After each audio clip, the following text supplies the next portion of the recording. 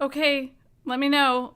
How bad does it sound? We're trying this again, and hopefully this is better. I'm not sure. It looks like it's still wrong, but I can't tell. Let me know from you guys' end.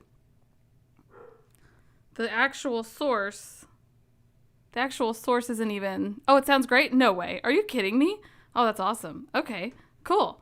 I won't mess with it then, because it's not using the source. It's using something different, and I don't know enough about it to fix it.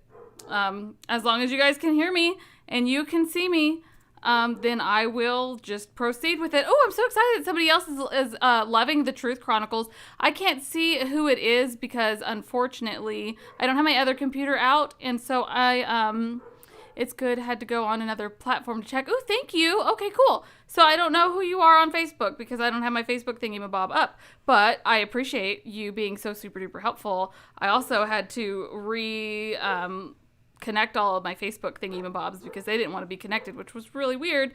So hopefully that's also helpful, and hopefully we can have a good live event now since we're doing it for a second time. It was like the first time was just like a practice, and now this time is for real. Maybe, I don't know.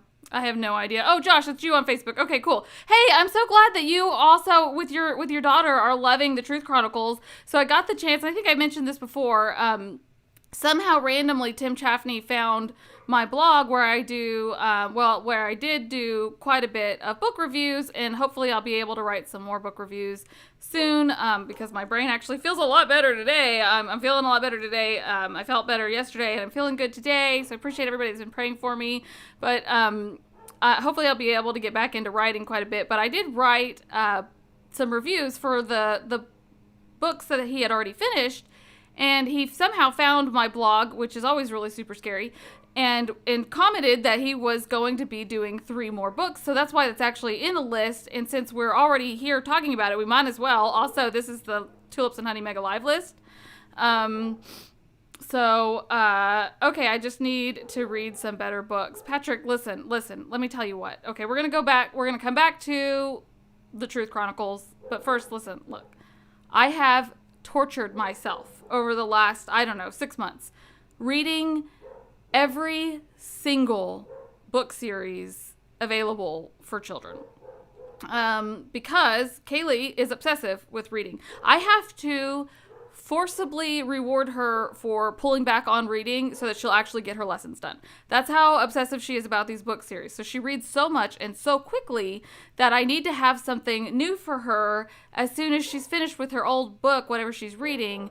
She likes to jump right into a new book series, and if I don't get it fast enough, she'll just start rereading stuff and get really, really obsessive, and then we sit around all day long and talk about like book theories, and so it's distracting. She's distracted from school lessons because of reading. But the point that I'm trying to make here is that 95% of the book series that I tried to read through either had inappropriate language within the first few chapters, inappropriate behavior within the first few chapters, or was just absolutely horribly written. So, I mean, I'm over here torturing myself, and my beautiful, wonderful, sweet daughter is waking up every day being like, where are my books? Where have you not found me another book series? So we have actually found some really, really cool book series to read through.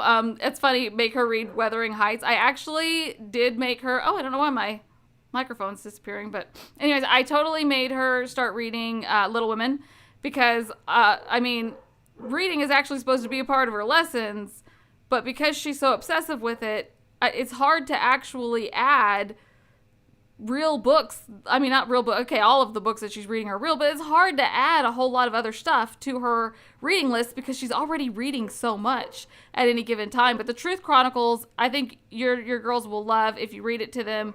It's really great with apologetics. It's basically apologetics in a book series, but the storyline is fantastic. I think all of the other book series for kiddos that I could recommend would probably be too dark and macabre for your little ones now.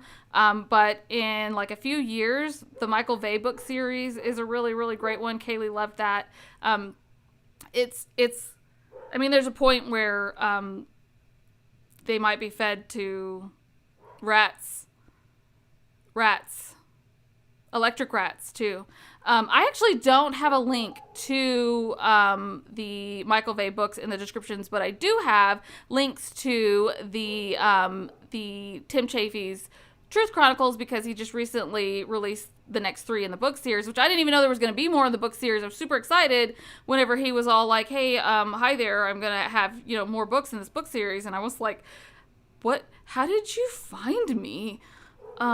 Also, what did I say in this review? I had to go back through and read it, make sure sometimes I can be maybe a little bit more truthful and honest than I think I am. I got to go back through and be like, oh wow, I could have said that nicer. But thankfully, I didn't say anything. The only complaint I've ever had about the Truth Chronicles is just that I wish that there was more of a gospel presentation. So the gospel is presented, but just sort of in a more light way than what I would prefer, but it is in there, and the point of the whole book is to refute evolution. And so I think at 10 years old, for sure, she'd love the Truth Chronicles. If she doesn't have a queasy tummy, if she's not extra sensitive to violence, then the Michael Vey books are great also. And this is the same for you, Patrick. I don't even know how we got into this, but these are all books for preteens, basically. This is all the books that I have geared myself towards, or supposed to be geared towards preteens. The Keepers of the Lost Cities is a clean book series so far. I think there's still 2 more books that need to come out in the book series. There's, I think 8.5 books right now. And then the next book comes out, I believe, in November. But so far, it's completely clean. There's very little romance, crush kind of stuff going on, even though it's a young girl. But it does have some dark moments in it. So if your little ones are maybe more sensitive, there are moments where things get intense in those books, and there are moments where she's taken captive and things like that. But it's a really great plot. The storyline for the Keepers of Lost Cities is really cute. It's still got all of the magical creatures, only rather than it being about magic, they made it more scientific. Same thing for Michael Vey. It's all more sciencey minded, which Kaylee loves. She really, really likes the sciencey minded stuff. This makes it maybe feel a little bit more realistic to her. So those are 2 book series where you don't have to worry about I don't know if you guys are worried about this, but I know there are a lot of parents out there that don't like magic, spells, stuff like that to be read with their kiddos. So those 2 books in particular, those 3 books, of course, so the Truth Chronicles doesn't have any magic, but it is very science-minded as well, which is fun because the Truth Chronicles is basically these, super smart kids going back in time with their time machine. Only some of the science that they talk about within the book is just really, really super cute.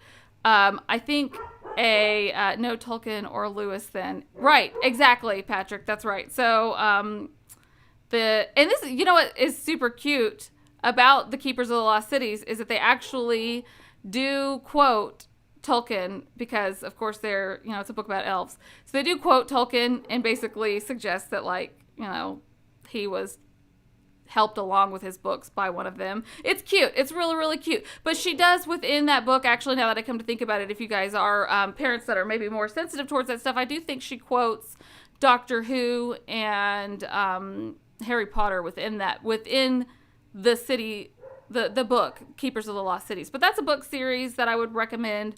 Very clean.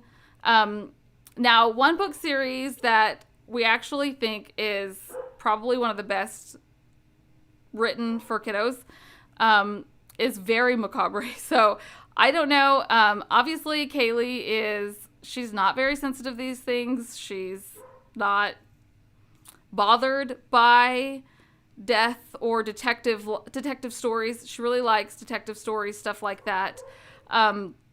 So there's a book series called the Between Cities book series written by W.R. Gingell, and it's absolutely some of the best writing. It's funny. The storyline is unique, but there is a little bit of like magic and stuff like that happening. But it's also the like fairy, well, okay, not fairies, but fee and vampires and stuff like that, but not in the cheesy kind of way. It's super cute. It's just super cute, you guys. I don't even know how we got onto this list. I hate talking about book series because there's always going to be somebody that's offended by the book choices that I mention, but that one does have a little bit of the magic stuff, but also literally bodies in pieces, because it's a detective's novel. So even though it's sort of mythical creatures, it's still a detective novel, and the twists and the turns, very rarely when I'm reading a book do I laugh or show any emotions or respond outwardly. That is a book series that actually had me laughing out loud and changed my opinion about how books can actually be written, because it's really entertaining. So another writer that I can recommend for you guys if you have preteens to teens is K.M. Shea, S-H-E-A. Most of her books have a lot more romance, not like a ton of romance, but more romance than any of the other book series that I mentioned so far. And they also have older characters, so I think probably teens, 16 and up, would maybe relate better to her books, but she does have several different book series. Everything that I've read from her so far has been completely clean. I can't say that about the author of the Keeper of the Lost Cities. Her next book series that she's actually currently working on is actually a lot more geared towards young adults than her first one. But K.M. Shea, everything that I've read from her so far has been clean. Same thing for Gingell. And then, of course, the Truth Chronicles is so fantastic that I put a link to it in the descriptions, because I'm super excited that the book series is continuing. I thought it was over at the last book, so I put my book review in the descriptions, as well as the link to buy all of those books. So how are the puppies? I'm glad you asked, Mayoshi. I have a picture for you guys. They're fantastic, first of all. The puppies are so adorable. Let me see here if I can find these. Oh, here we go. Aren't they so cute? Oh my goodness. They are just absolutely taking over our lives and our hearts. You guys, Kaylee has already begged and pleaded to keep one, which of course Justin and I are totally like, absolutely not. My daughter wants a dog. I'm skeptical.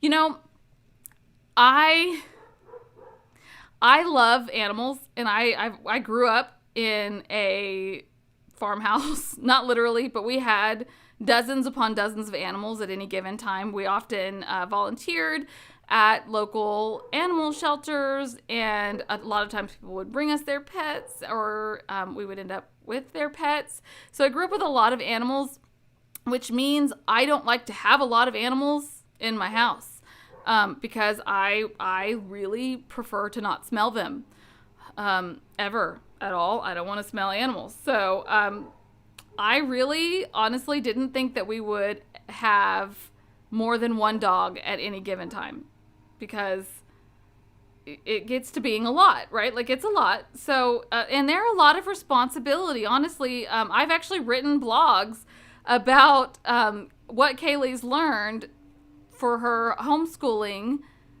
through taking care of the dogs. And so it's been a fantastic learning experience for her. She has done a wonderful job. It showed us how responsible she could actually be when she really wanted to. That being said, Mr. Forkle is our second dog. Both my husband and Kaylee are allergic to almost all dogs. Almost all dogs, and thankfully, blissfully, sorry for you cat people, they're also allergic to cats. I would not have a cat in our house anyways, because we had dozens of them growing up, and I love cats from a distance. I love to pet other people's cats. I do not want cats in my house because of, reasons and childhood trauma. So, you lose enough cats that you love die or have to deal with the smells. No, thank you. So when we got Clementine, she is a golden doodle. So Josh, just to help out with your future, I don't even know what we're doing here. This is so random. These are just my personal parenting advice. Get a dog that doesn't shed. I'm dog sitting. My brother and sister in the faith are on a trip. I live 3 blocks away, so I feed and let the dog out. That's a golden doodle. Yes. Okay.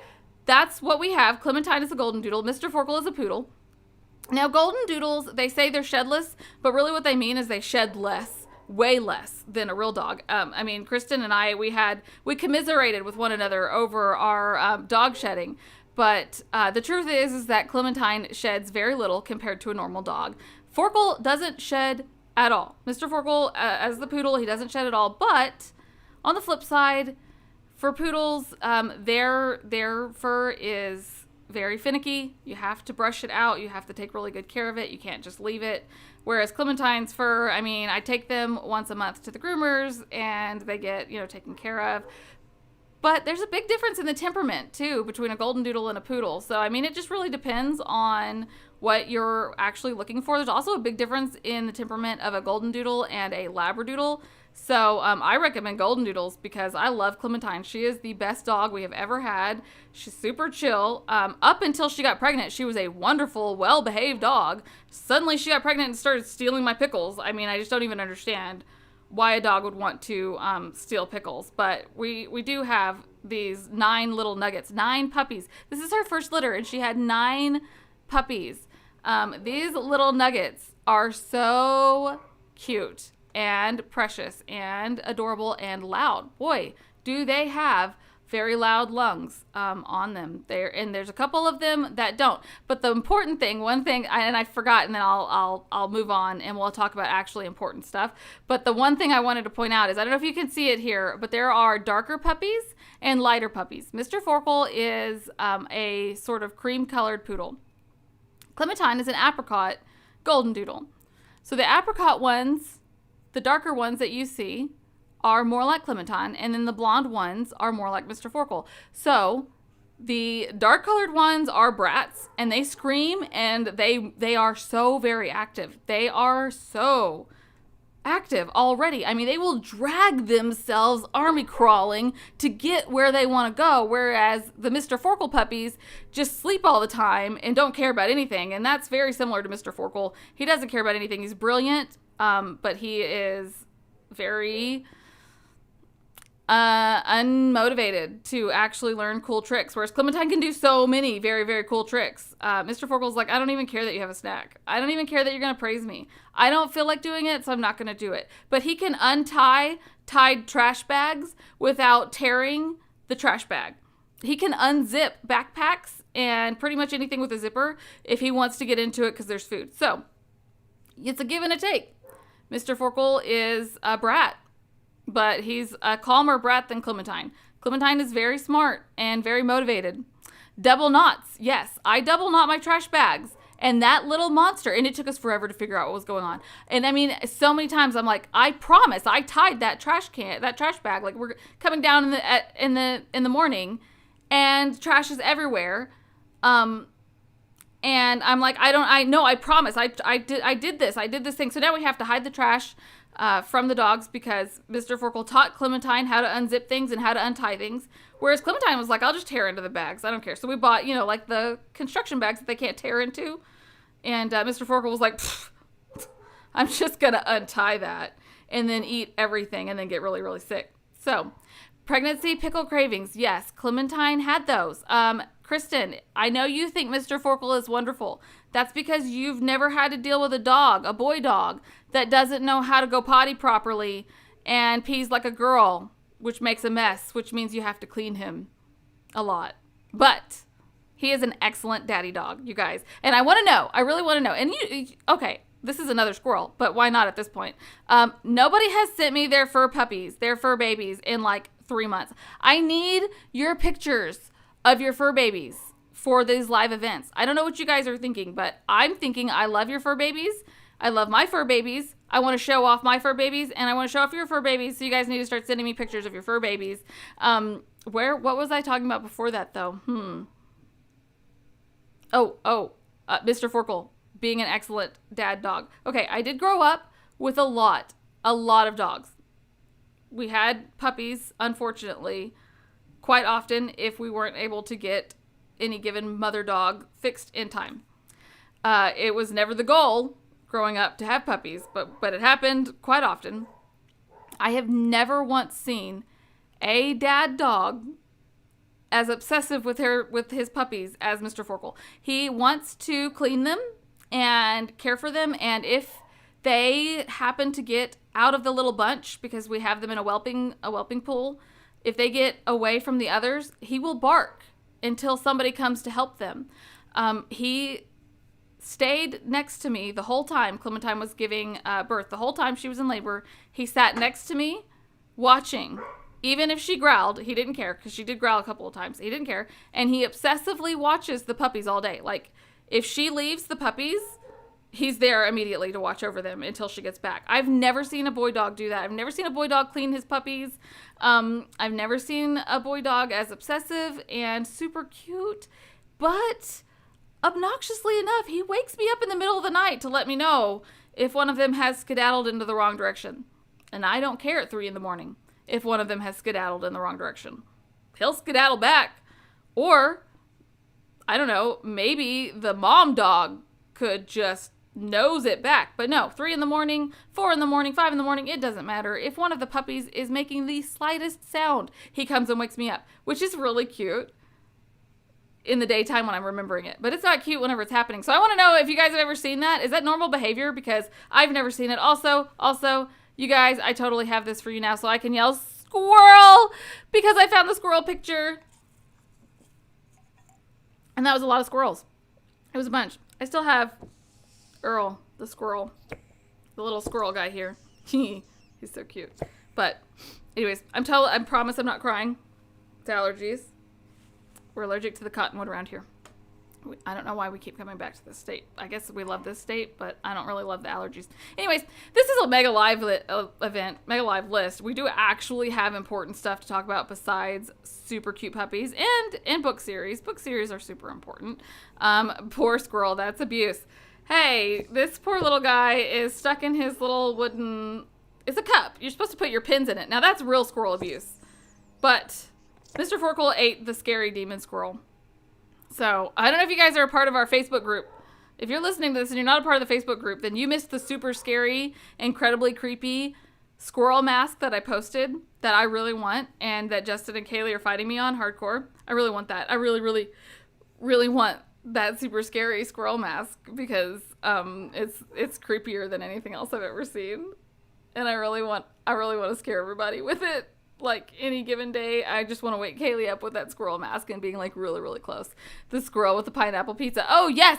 Amen, Mayoshi! Thank you! Bless you, sister. Yes, you're right. This poor squirrel is actually, and I need to find the one that Kristen made me because Kristen actually put a trash can underneath the pineapple pizza to show that the squirrel is actually throwing that pineapple pizza away. So don't worry, he's doing me a favor. He's throwing away the pineapple pizza. But we have a few questions. We have some really cool stuff coming up. I have some updates for you guys. I do have a sneak peek for Monday's episode because I actually managed to not have a brain that was not functioning today. Super exciting. I'm really, really excited. I don't know if you guys can tell that, I'm squirreling just as much as I did before, but my brain feels better today. I don't know. It makes me want to look back over the last few days. What did I do right so that I can just keep doing it? But I have no idea. So anyways, we do have some super important stuff to talk about and some questions that you guys sent in and some things to address. Obviously, I already shared with you guys about the Tim Chafee book series. There are links in the descriptions below. I do recommend the Truth Chronicles. I'll be hopefully writing some further book reviews for his newer books that have just come out. I have a Cindy M squirrel here. Cindy sent me a couple of videos, and unfortunately, even though I pulled the link for the adorable baby squirrels, okay, let's be honest, the baby squirrels were hideously ugly. I wouldn't think that the baby squirrels in that video were hideously ugly if I didn't have this to look at all day, but I have that to look at all day. So when I saw the naked little creepy baby squirrels, I was like, oh man, those are not as cute as my puppies. But she sent me the cutest little video of this lady who had rescued these baby squirrels, and the baby squirrel's mommy taking the baby squirrels back from her hands, which was really, really cute. But I didn't get the video downloaded in time for the show, but I did get that little picture of this really pretty squirrel. Nope, that's not it. Sorry, this one. This was actually also a video, but I didn't get the video. Somehow it only snapshot it instead of pulling the whole video. I don't know how that happened because technology is a thing that I use but don't understand. Quite like everything else. Batteries are things that I use that I don't understand. So technology too. That's just a thing. But I did want to get a chance to share with you guys that I did have those, and hopefully by next week, I'll have some of y'all's fur babies to share, because fur babies are the best. I don't care if you've already sent me in your fur baby. Send me in your fur baby again. Did you see it, Sandy? That's because you're part of the Facebook group. There's a link in the descriptions below if you guys are not a part of the Facebook group and you want to join the Facebook group so that you can see all the cool, cute, super fun stuff, and join our group. That way you never miss a live event or any of the important stuff. Honestly, okay, the live events are the least helpful thing in the group. The best thing about the group is that you guys all throughout the week are sharing really helpful resources with one another. So not only are you asking and answering questions, but the resources that get shared in that group are like the most helpful. I mean, I wouldn't even need to look for things myself because you guys do it. Like, you have so many cool resources. People are posting free books, articles that are helpful. I'm over here posting scary squirrel masks, so clearly I'm the least mature in the group. I don't know how that's possible that I'm the one behind the camera, because it should really be you guys with all of your maturity levels, but I mean, I have Earl the squirrel here, so there's that. That's really that's all I have to offer you guys. And really bad allergies that are wreaking havoc right now on my face. But we have some other cool stuff to talk about besides all of those things. There are some questions that I'm going to answer, and we're going to talk about Father's Day, and then I have a sneak peek for you guys. Like I said, there's some prayer requests, and I forgot, I should have started with this. I'm going to do a giveaway. Josh, I think it was you last week that recommended a giveaway on fault lines. So this is Vody Baucham's newest book, Fault Lines. I was really excited to see that he is also going to be in a movie. It's called Uncle Tom 2. So there's a first Uncle Tom. He's going to be in the second Uncle Tom. I have not seen the first one. I'm gonna check that out so that I can write a review about it. But I'm really excited to see him in this newest movie, because his book is so fantastic and so very helpful, and really perfect timing, because I'm going to have Josh Boyce on the program. So I'm going to be interviewing him on Tuesday of this week to talk about CRT. So if you have any questions that you want me to ask him, feel free to send them in or leave them in the comment section here in the YouTube, and I'll pull them. So Fault Lines was perfectly timed to do a giveaway and then have this interview with Josh about CRT. So I'm really excited about that. But I am going to be doing a Fault Lines giveaway. So if you're not already following me on Instagram or Facebook, that's how you're going to be able to find those giveaways.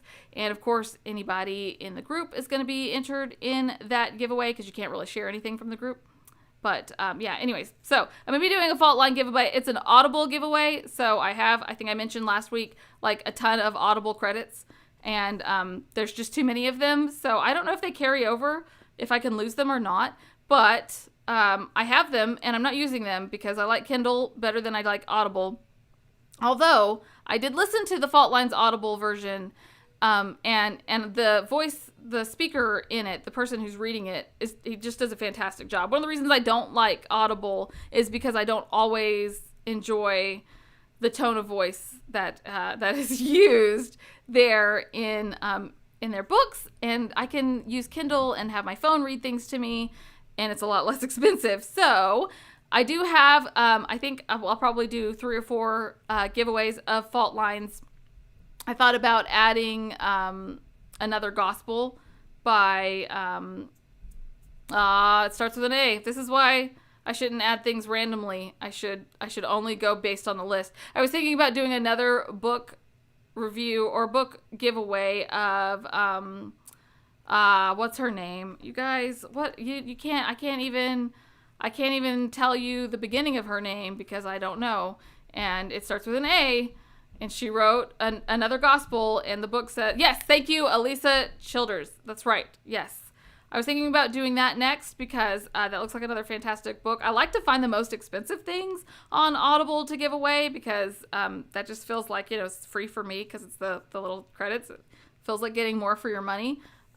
But these are important books, so I think I'll probably do 4 of the Fault Lines, and then maybe next month or next week, whichever one it is, I'll do some of that. Unless you guys have other ideas of books that you would like me to do for an Audible giveaway, let me know. I'm definitely always open for you guys' suggestions on that. I'm super excited to be doing the giveaway anyways because it's been a while since I've done a giveaway. I'm really excited about that. But moving on, I'll be writing a book review of Fault Lines as well. But I should definitely say, if you haven't read it yet, I can't recommend it to anyone under 16.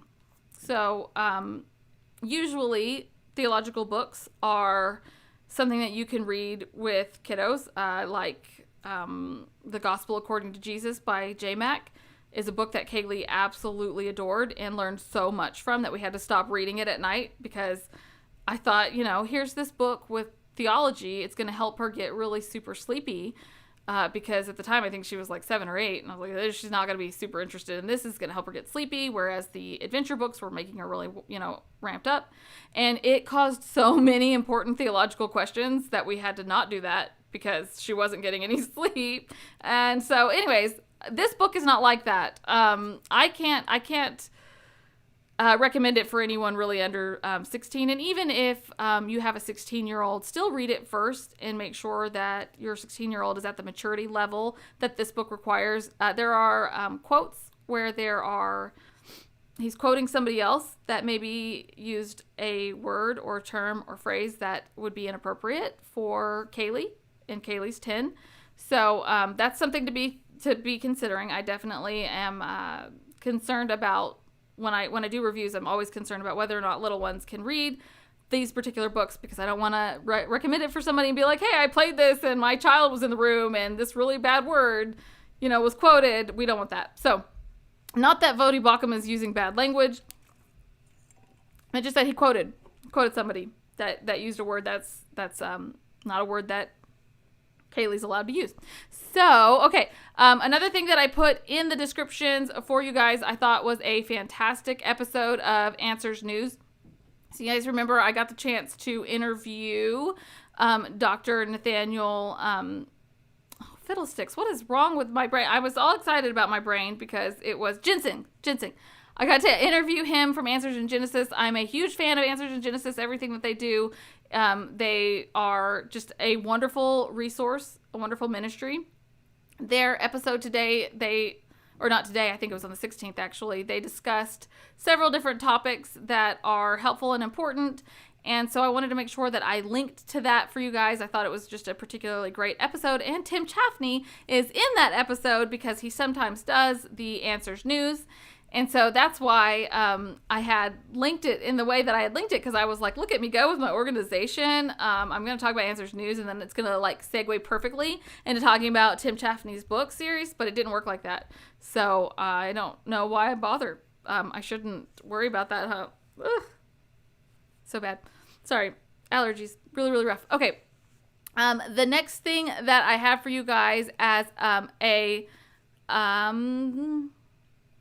Okay, you know what? We'll talk about that one whenever we do prayer requests. So I'll move that one down to prayer requests. But okay, Voice of Reason Radio. Of course, I don't think I've seen Chris in the comments yet. That's okay. We're meeting on a Saturday, and tomorrow's Father's Day. So I mean, I've kind of messed everything up. But Voice of Reason Radio is Chris and Rich, and they did an episode last week, and it's I guess it's gotten some interest, he said, because of a response on the CXVI page.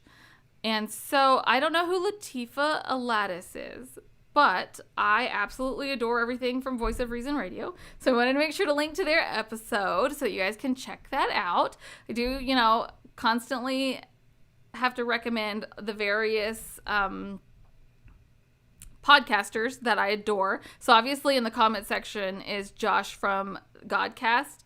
And honestly, so many times I am not capable of keeping up with what's happening in Christianity. And Josh does such a fantastic job of creating videos that are summarizing current events in our Reformed circles. And that helps me tremendously to not just be like completely side punched. I don't know what I'm trying to say.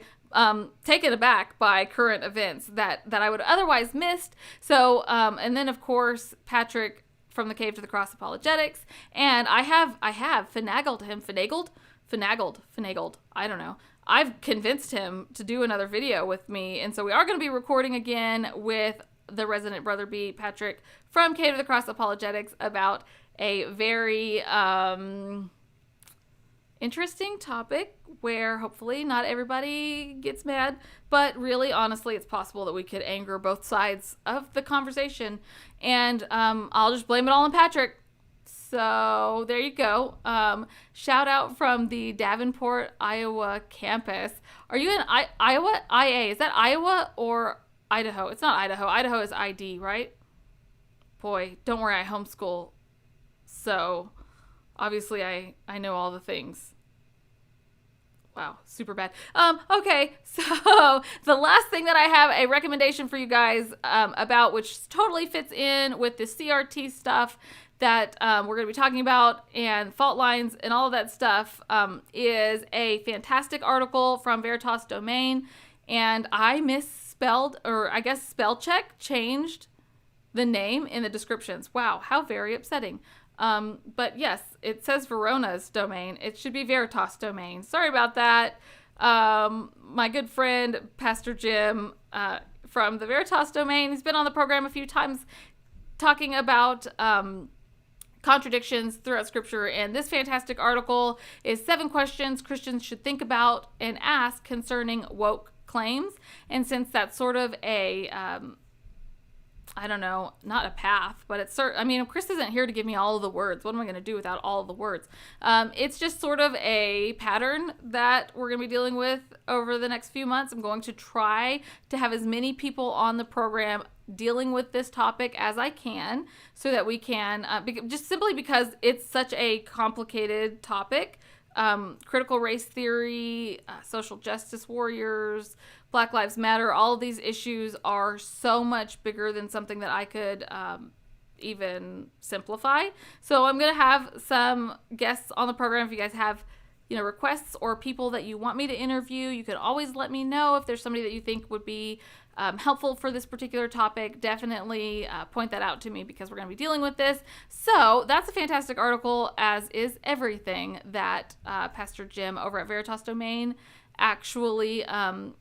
I have not heard of her, Monique Dussin.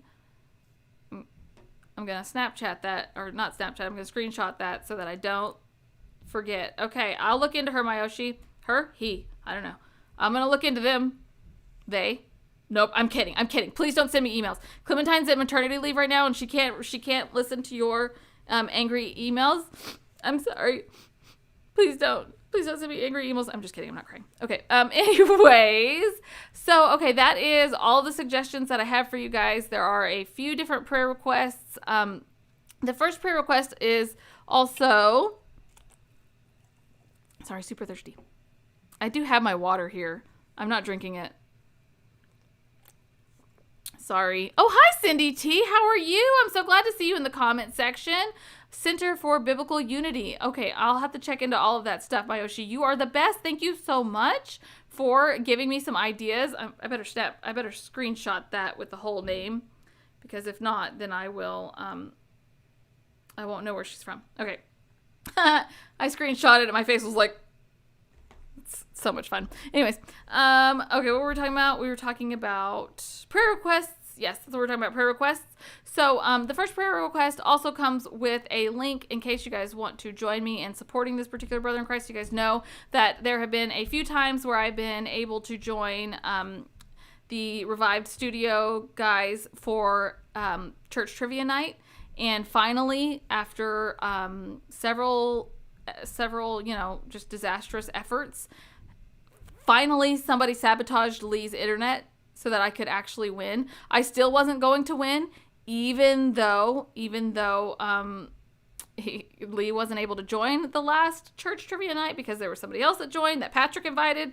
And so it's Patrick's fault that guy definitely deserved to win. And I just barely eked by with like the tiniest points. But anyways, you guys know that I have been on Revived Studios for that. Also, their newest episodes where they are going through a church history book, and they're going to have hosts come on periodically, so they're switching up the co-hosts. I was able to do that with them as well, and during that time I got to hear and learn about Troy Frazier and his family's missionaries, and I won fair and square. That's right, Mayoshi, I did win, but it wasn't technically fair and square because I interviewed with Troy that Tuesday, and one of the questions he asked me that Tuesday was whether or not I had any biographies that I could recommend. So it was fresh in my mind, the biographies that I recommended, and that's the only way I won. So I felt really bad. I'm probably not going to win next time unless my brain continues like this. Maybe it'll be great. Cindy T, I have not read The Vanishing Conscience. Let me screenshot that as well, because I'm always excited about new John MacArthur books. Very exciting. I'm glad that he is also standing up against CRT. It's nice that there are men that are men of God, that are theologically sound, that are willing to stand up against this stuff. Keep letting me know, you guys. Keep going with any ideas that you have. Obviously, there's not a possibility that I'll ever get the chance to interview John MacArthur. And even if somehow, randomly, that was something that was somehow randomly possible, I would get too terrified and chicken out, or sit there the whole time like I did that first time Phil Johnson joined me on the program, and it was the first time I got the chance to do a interview with Doreen Virtue, who I'm also super fangirl over both of these people, and I pretty much sat there the whole time with like the glazed look on my eyes because I forgot I was in the interview and I was just listening to them. So I'm at the bottom screen and I'm just listening like a crazed lunatic because I was super excited. That's how it would be with John MacArthur. I would just probably sit there and be like, so how does it feel to be today's Charles Spurgeon? How does it feel to be amazing? How does it feel to be everybody's favorite person? I guess probably he's not everybody's favorite person. There's probably people out there that send him mean things. But anyways, I digress. Let's see. So prayer requests.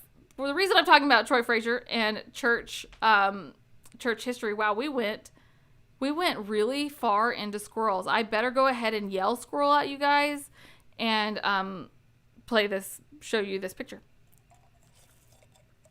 Squirrel! I'm calling John MacArthur and telling him you want an interview with him. Call him. Do it, Cindy. Do it. Call him.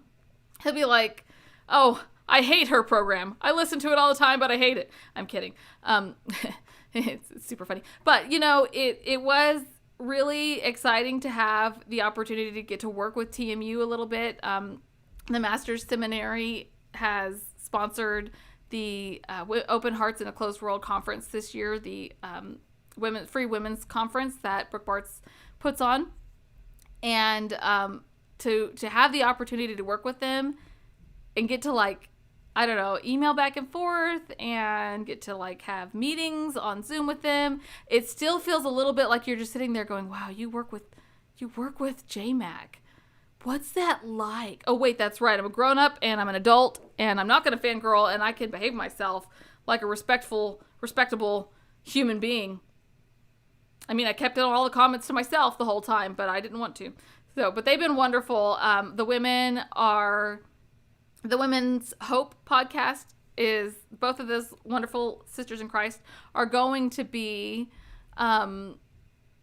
in the conference. So they're both speaking in the conference, and they are the only podcast endorsed by TMU. And so there was that wonderful connection, and they're doing a fantastic giveaway. So if you guys love John MacArthur books, make sure that you are a part of the Open Hearts in a Closed World group. I did link to that. I remembered to link to that in the descriptions so that if this topic came up, I could point you to that, because the giveaways that TMU has given for Open Hearts, it's not just one book, it's a basket of stuff. So definitely make sure that you are in that group, whether or not you're a man or a woman. Even though it is a women's conference, you can still join the group and win the stuff. Josh, that is so cool that you got to meet him. Was it kind of scary?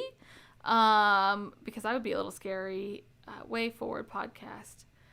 Ooh, okay. Those are more options. Okay. Have you guys heard of John Harris?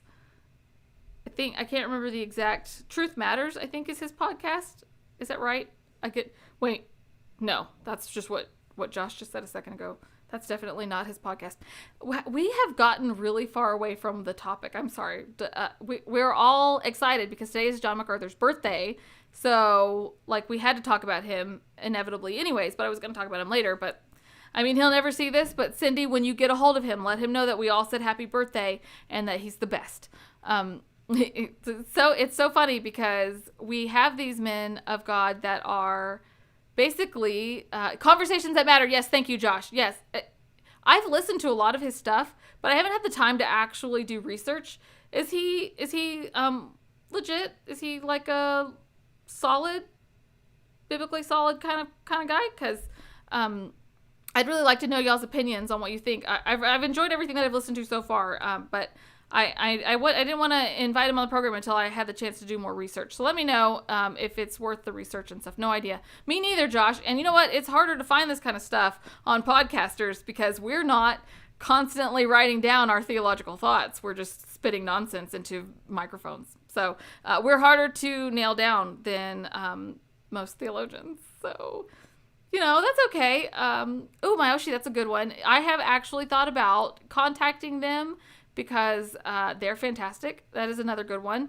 Okay, let's see. Where was I at? Yes, okay. I was talking about Troy Frazier and his family going on missions. So he was telling me about how he had done, him and his wife had done a couple of years in missions in China and gotten to go to the Great Wall and all this cool stuff, and how they are currently hoping to go on missions. And I thought, at first whenever he was talking to me about it, usually you hear people say stuff like that and you think, okay, you're going to be gone for 6 months and then you're going to come home and your mission's going to be over. But he's like, no, I mean legitimately moving. We want to move to this other country and do missions there. So it's a prayer request because if you guys could if you could join me in praying for Troy and his family, they're hoping to do this. It is something that they're very passionate about messages. I just left him a message, so it's on. Lauren, you can do it. I believe in you. You're so cute, Cindy. If you legitimately did leave a message for somebody, I'll cry and hide. I'll hide so very much. I'm sorry that the ridiculousness of my allergies is causing so many problems. I said that I am not defending Prophecy Bingo Champion. Oh no! Did you lose your place? I don't want to change the subject. I met him right on the second day. Change the subject. It's okay. Listen, Josh, that's what we do here, okay? What subject? What were we even talking about? I have no idea. Met him on the second day before the first session. That is so cool. I would have just been like, sorry. I'm gonna give you guys a squirrel so that I can kind of wipe some of this eyeliner off before it burns my eyes, because it's painful. All of you guys listening, you have no idea. It's painful to be a woman during allergy season, okay? If I didn't look like death without 10,000 pounds of makeup, I wouldn't have to worry about it. My husband wakes up every day and looks amazing. He just wakes up and looks so, just perfect and handsome and amazing. And I wake up and it literally looks like somebody was sledgehammering me in the eyes all night long. And it's just, like my nasal passages are super swollen, which swells up my eyeballs. And yeah, it's just not cute. So anyways, that was another squirrel. But what I'm trying to say is there is a place for you guys to join me in giving for Troy Frazier and his family to go on this mission. If you want to join me there, I did link to it in the descriptions if you want to let him know that you're praying for him. He's obviously on, social media and a part of our 5 thoughts for sure. So there's a story behind it too. Was riding a golf cart from one of the parking lots and always just talking about J Mac with the cart driver. Told him I was from New York. He says, "Look, there is no way." Are you kidding me? That is super cool. Oh my goodness, Josh, what are the chances? What are the chances? At that point, you should have been like, "Here's my podcast. I'd like for you to join me on my program." That's probably what Dwayne would have done. And in my mind, it's always, what would, when it comes to podcasting, what would Dwayne do? What would Dwayne do? And I don't know. He probably would have found a way to get him on the program. Yes, that's right. Guys, over here, do you see Patrick on Cave to the Cross Apologetics? It just dropped down as soon as I went to point it. Yeah, Troy and his wife are wonderful, and definitely we want to pray for them that they'll be able to do this because it is something that they're very passionate about. So I put links in the description for that if you guys want to help out. Now, let's see here. Just said thank you for what he's done over the years. Aw, that's a good thing to say. I bet you thought of that all on your own. I still would have been like, Herschler. That would have been me. Mm-hmm. That's basically me on any day. So I guess it really doesn't matter who I'm talking to. But we do have some other prayer requests that are important as well. So Michelle posted in the group that her husband actually threw out his back. And so she asked if you guys would please join her in praying for her husband. That is so painful and definitely makes it hard to walk or sit or lay down. So definitely join me in praying for her. The last prayer request that I have is actually a more personal one. Now, I didn't particularly know this sister in Christ as well as my husband's family did, but my old pastor's wife, both he and his wife got COVID, and last week she took a turn for the worst and did not make it. So she passed away into eternity last week. If you guys could just be praying for him and for their family. She was not by any means older, but she was incredibly sweet, just a very serving heart, a heart that loved to serve. And she was one of the first women when I got saved that showed me the love of a Christian believer with one another. You need to be a guest on Prophecy Bingo. You just let Chris know. Yep. You guys just start telling him every time there's a Prophecy Bingo that he needs to have Lauren from Tulips and Honey on, and he'll remember me from our interview. Pfft, you guys. Somehow that interview has gotten a lot of views recently. So whoever shared that, thank you. Because it was a really helpful interview and I really enjoyed getting the chance to talk to him. But sorry about that squirrel. Yeah, I really appreciate if you guys will join me in praying for their family. It's different when we are believers and we lose one another because we have a hope that we will see one another in eternity. And so it feels different. Like, I don't know, you almost feel like you should rejoice for the person, but we're also sad for their family. So it's kind of a weird thing, like you don't really know which way to go here with this, but for sure, that's creepy, Josh. Does it really? How creepy? Oh no, we need one more person to watch it. That's really funny. How funny. It's always weird to me whenever I have videos that are standalone and they get more than a few hundred views, and a few hundred, like downloads on the podcast side of things, because I just assume that everybody's only coming to listen to somebody else talk whenever I interview, because I don't know why you guys would want to listen to just me talk. But that's what you're getting this week. So I'm going to be telling you about the sneak peek here in a second.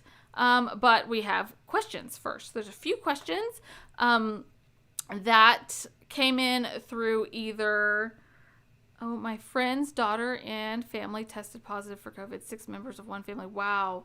Okay, Cindy T, we will definitely be praying. The treatments have gotten so much better. So that's nice that the treatments have gotten better.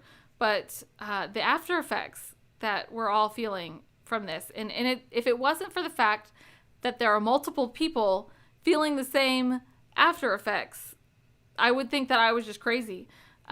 But thankfully, there have been other brothers and sisters in Christ that are going through something very similar to what we're dealing with, that there's some sort of neurological after effect that is causing lots of people to have similar issues to what I'm going through. And I already had neurological issues, so I thought, maybe it was just making my neurological issues worse. But no, apparently it's actually causing neurological issues with people who are neurotypical. So that's fun to know that there's all these after effects. So hopefully they'll be able to find cool treatments for all of these not so cool symptoms. The doctors are not treating the youngest as 4. Oh, wow. Okay. We'll definitely be praying for them. It's hard whenever it's little ones, especially if the parents are sick too, because then who's going to take care of everybody? We were lucky enough that when we got it, we all got it on different time frames. So, there was somebody that was sort of awake and slightly alive. I'll watch it after this live roundup. Thank you. Thank you so much. That episode was difficult to do because, the whole anytime you research cults, it's just creepy. There's so many creepy things that pop up. But anyways, we do have some questions. A couple of these came in from the group, and a couple of these came in from YouTube. So the first one, somebody actually sent in asking, what does it mean whenever I say that somebody is Francis chanting us? So I took his name and I made it into a verb. I verbed his name, because when I'm referring to Francis Chan as somebody chanting us, I am referring to somebody who was, like Francis Chan, solidly taught in a seminary. So Francis Chan actually went to the master's seminary and studied there. And so he had good, solid teaching and still slipped into heresy, even though he had solid teachers and also people warning him about the heresy that he was slipping into. So I remember whenever it started and we all were saying, hey, you know what? We should pray for him. It doesn't mean that he's a false convert. And it was just the little things at first. And then there was the nosedive of saying that that Roman Catholics were our brothers in Christ. So, okay, BTWN has a video praying for Francis Chan. Yeah, I remember Todd Friel doing that as well. He did some videos about this. And so at first, we all sort of waited and prayed and hoped that he would repent and not go down into heresy, but that's not what happened. And so when I say somebody is Francis chanting us, what that means is that it's not only somebody that's teaching falsehood, but somebody who was taught well, somebody who started out solid or semi-solid that has slipped into heresy. And so I wanted to answer that question because the person who asked it actually was just out of curiosity, trying to figure out what that phrase meant. But there was some confusion underneath the question about whether or not my using that term was degrading or, so the phrase often used whenever we talk about somebody specifically who is a false teacher is that we don't know their heart. And so it's important that we remember that the Bible doesn't tell us that we should wait until we know somebody's heart to warn other people about their false teaching. I'll never know anybody else's heart besides mine, because only God knows the heart. And what I do know of the heart, what I can promise about every single person's heart, is that it's wicked. And it's the most wicked member of the body. Who can know it? Only God knows the heart. So the importance of using the Francis Channing, the reason it's a terminology that we use on the program is that it's not just a false teacher, but it's one that was taught well and slipped into heresy, but also it sort of also warns about Francis Chan, because there's a lot of people that don't know that he is teaching falsely now. So it's sort of like a hit two birds with one stone kind of thing, but also just helps with like classification and categorization. So that's the answer to why I have verbed Francis Chan. I've turned his name into a verb. I like to turn things into verbs that are not verbs, which is why I'm constantly saying that I'm squirreling. That's not actually a verb, it's an animal, but it's more fun my way. Okay, before I answer the next question, I forgot, and I have to point this out, you guys, my amazing daughter, Kaylee, who is not in the comment section right now because she's probably maybe watching something that's actually edifying. She made me an Oreo necklace, you guys. How cute is this? Is that not so much fun? You can't really see it because of the lighting, but she actually pressed a real Oreo into the clay that she used for this. She used that magic clay that's sort of soft, so whenever it dries, it feels like foam. And then she Mod Podged it. This is why it's shiny. Isn't that fun? I'm super excited about my Oreo necklace because I wanted one and I couldn't find a cute one. So my amazing daughter, she made one for me. So the next question that was actually brought up in the YouTube comments, it's something that we've addressed in previous live events, but this was a little bit different. So I wanted to make sure that I just mentioned it really quickly. That the question was basically whether or not we are lumping all churches into all of the ARC churches into a cultish group when not all of them are teaching things like grave soaking and tarot cards and stuff like that.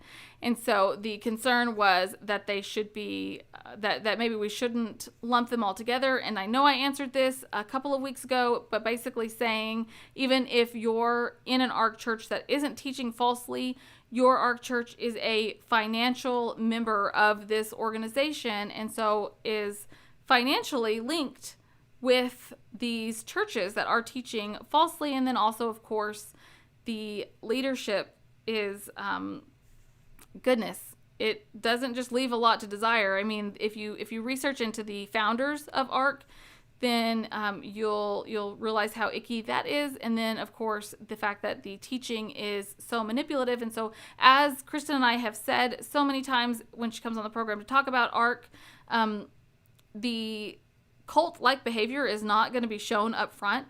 And it's not shown up front with any of these Christian cults. If you go to any Christian cult, you're not going to be shown all of the weird theology that they believe. They're not going to automatically start trying to control your life. They want you to be involved first. Whenever you get to a certain level of involvement, that's whenever things start to shift, things start to change. So you're going to go through like the love bombing and stuff, which is why so many people say, hey, I go to an ARC church and they're wonderful, sweet people. And like this particular commenter said that they teach the gospel. That's exactly the same thing that Kristen said, that there was a gospel presentation in her ARC church. That doesn't change the fact that there were theologically unsound doctrines being taught, and that when she brought it up, the treatment that was given was not just unloving and unbiblical, but controlling and concerning in a very cult-like way. So it might look really great. I don't know if you guys have ever spent any time with Mormons, but they're, on the surface, they're very sweet people. They will help you move, whether they know you or not. They help with community outreaches in every single city. They're usually the first people on the front lines whenever there's a natural disaster. They have a lot of organizational skills to do these things. That doesn't change the fact that they don't believe in a biblical Jesus. And so it's something that we have to take very seriously. If your church is financially, contractually in agreement with a group like ARC, that's a big enough problem that we should be able to lump them all into a group to say, watch out for this. Find a church whose pastor is discerning enough not to be a member of this group. People tell me that Craig Groeschel is gospel-centered. I mean, honestly, who was it? It was Justin Peters, right, that said that he heard Benny Hinn give a biblically sound gospel presentation. Currently, a lot of the Christian cults are trying to look more mainstream.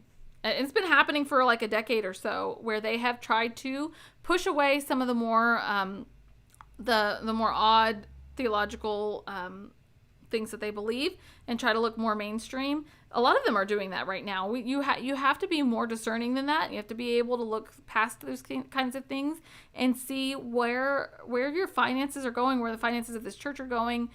It's like I said the last time we addressed this particular line of questions. A pastor should have been able to see in the application. The application on its own was unbiblical. Kristen and I, we read through the application for church to join ARC, and I doubt Bethel is trying to look more mainstream. Yeah, Bethel has a lot of fun being different, though. Like, they're sort of, that's sort of their thing. They're like, you guys are all the secondary Christians. We're the first tier. We're like, the first class Christians that can walk through walls and party in glitter bombs that are supposed to be the Holy Spirit. Now I'm just getting depressed. Okay. So another question, and Mark, maybe this one actually was from you. Does anybody know when the Gideon Bible started including all 66 books of the Bible instead of just Psalms, Proverbs, and the New Testament? Because both Bibles in the hotels that he has stayed in on his trips have included all 66 books. They have two different types depending on what they are handing out and where they are handing it out in. So if they are at, which I don't know if they're even legally allowed to do this anymore, but I know whenever I was a kid, the first Bible I was ever given was a Gideon Bible, but of course it was actually just the Psalms and the Proverbs and the New Testament, and it was cute and pretty, and they had one for the boys and they had one for the girls, but they do actually have both options, and it just depends on what that group, that particular group of Gideons is wanting to hand out. So it's really cool that they have the full Bible to put into hotels, but if that particular group doesn't have the full Bible and they're still putting in the New Testament, I think that's awesome too. They are leaving the real Jesus and the real gospel. It's the great falling away on the Larkin chart. Cindy T, I can't not agree with you more on that. That is really the first thing that goes is the gospel. The second they add anything to it, the second you add works to the gospel, which is really the main issue when you're dealing with these Christian cults, they have gospel plus. That the second you add anything, that's right, Galatians, it's not the gospel anymore. You cannot bribe a just judge into giving you a clean bill of a clean sentence? I mean, I don't even know, an innocence? Whatever.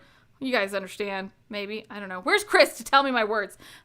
Let's see. That is all of the questions that I have. I did quickly want to talk about Father's Day because tomorrow is Father's Day. So if you guys are dads and you're listening in, happy Father's Day to any of you folks that are going to be celebrating tomorrow. Obviously, I did not grow up with a dad. I grew up with a single mom, but there was a couple of years where my uncle took me in, and so each year I try to remember the incredible sacrifice of taking me in as a monstrous little 8-year-old because I had absolutely no discipline or self-control. As an 8-year-old, I was all the squirrels of me times a bajillion, and also I did what I wanted, and I just wasn't really paying any attention to anything whatsoever. And my uncle, who married my aunt when she had 2 little girls already, they had a son together. He took me and my sister in, so that's 4 girls, none of which are his blood relatives. And I can tell you that for the full 2 years that I lived with my uncle, never once did I feel like I was being treated differently than any of the other kids in the house. I never felt like I was less than to him than any of his other my poor uncle. My goodness. We were such a mess of girls, and all very close in age too, which probably didn't make it very helpful for him. But he did a fantastic job teaching me self-control and discipline that, while at the time I resented quite a bit as a little girl, I didn't particularly like getting spanked or being told, things like don't break through windows to get out, use doors, don't steal snacks in the middle of the night, and don't, squeeze all of the soap and whipped cream or shaving cream into the sink to make a huge mess at 3 a.m. That's one of the things I remember that I did. But my uncle did an amazing job filling that place for me. And throughout my teenage years, it made a huge difference in how I lived my life. There was a lot of things that I could have done that would have just put me on a trajectory that would have been more dangerous. So in God's providence, he allowed me to learn enough discipline and self-control in those 2 years to help me through and to really care about things like grades and health and stuff like that. He walked me down the aisle when I got married to my amazing husband. So there's a lot of actual similarities between my uncle and my husband. So I guess they say, girls always marry guys kind of similar to their dad. And so I guess I really thought more of him as a dad figure. And so I do want to thank not just the dads in the comment sections, but also you stepdads or fill-in dads or Cindy T, you say, I was mom and dad to 2 children. Then my husband, now we adopted a little girl. Oh, that's so wonderful. I'm so thankful to God that he has allowed my daughter to have such a wonderful husband. My husband is an amazing father, and it has done more to heal some of the, aches from growing up without a dad. To watch him be a dad is just like the most amazing thing in the world to see it done right. He's not perfect. Obviously, as his wife, I can tell you I'm perfect. Unfortunately, he's not. But no, I'm just kidding. He has to deal with the squirrels 24/7, folks. You should really be praying for him. And also, my daughter, definitely a little mini me with the squirrels. So he's got 2 of us, and we both talk just as much as the other one. But he does a wonderful job, and I'm so thankful for him. I'm thankful for all the fathers. It's something that our world needs, our church needs, and our little communities need. We need strong men of God that are going to stand up and be fathers to children. Not every child that's going to be fathered by all of you guys listening is going to be your own. So take every opportunity that you can to dad every little kid, because there was only just the one example that I have of a father figure growing up. So in all of the years of being a monstrous child, only one person was willing to actually say, knock it off. And that made a difference. And so even though at the time I definitely wasn't happy about it. Oh, look, there's my amazing husband. I was just bragging on you. Were you mowing the lawn? I think he was mowing the lawn. It sounded like he was mowing the lawn. It's 9:00 here. I think he was just mowing the lawn. But he should be resting because it's Father's Day tomorrow. So technically Father's Day weekend. I don't know. Do you guys do that? I totally like to make things way longer than they're supposed to be. But anyways, happy Father's Day to all of you wonderful dads out there, stepdads, fathers that are just doing it right. Stick in there. It is, it's not fun to have to be the bad guy, to be the disciplinarian, but just coming from my own personal experience, was I terrified of my uncle? Absolutely. Do I have a picture of me staring adoringly at him as he walks me down the aisle? Yes, I do. So don't feel like, it's the end of the world if you have to be the bad guy. Eventually your daughters and sons are going to be thankful for that. So the last thing that I have for you guys, let's see here. I think I covered everything else. Yep, I got all the questions. I showed you the puppies several times. The last thing that I have for you guys then is a sneak peek. So just to set it up so you guys know what is coming on Monday, what you're about to be listening to. I actually recorded an episode, so it's just me. I'm not interviewing anybody. It's just me talking to you guys about the cessationist versus continuationist debate. So obviously, you guys, if you've listened to me long enough, know that I am a cessationist, which means that I believe that the apostolic gifts that we see in Acts have ceased. It's at least one of those times where the big fancy words make sense. Cessation, cease.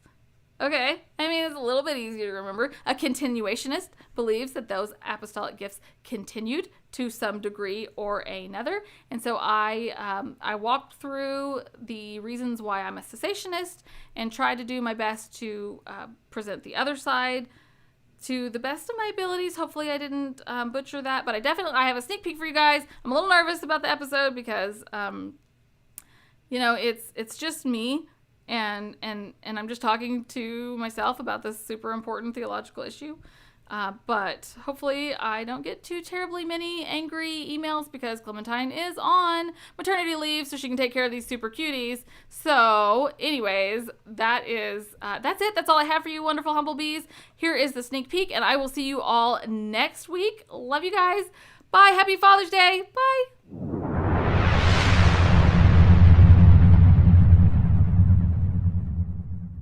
Now there's a few different argumentations that I wanted to address that are actually just sort of misconstruing scripture or twisting scripture in one way or another. And I know that for a lot of the serious believers on the continuationist camp, these are not something that you would ever actually use in an argument. So this isn't, if you're listening and you hear this and you're like, I've never used that argument, I never will use that argument, good job.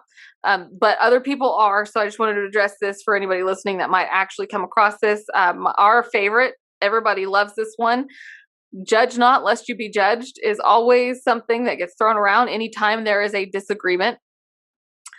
The Bible in no way is saying that you cannot ever disagree with somebody else lest you be disagreed with.